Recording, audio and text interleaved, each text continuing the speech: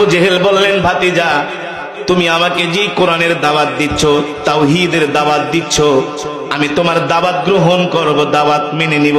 তবে শর্ত হলো ওই যে আকাশে একটা চাঁদ দেখা যায়, ওই চাঁদটাকে যদি তুমি দ্বিখণ্ডিত করতে পারো তাহলে আমি তোমার উপর ঈমান আনবো। আল্লাহ তাআলা দেখতেছেন আবু জেহেল আমার নবীকে প্রশ্ন করে বিভ্রান্ত করছেন।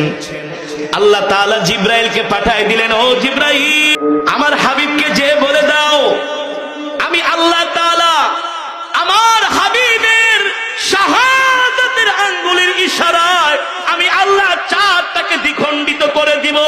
চাচা আসেন, আমি যদি চাঁদটাকে দ্বিখণ্ডিত করতে পারি তাহলে কি আপনি কালেমা পড়ে মুসলমান হবেন নাকি?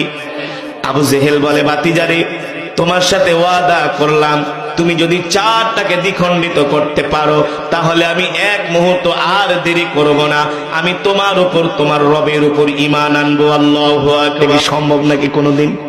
আসলে সম্ভব না, কিন্তু যে চাঁদের মালিক তিনি করতে পারেন, ঠিক কিনা বলে? বললেন ঠিক আছে চাচা, রেডি হন।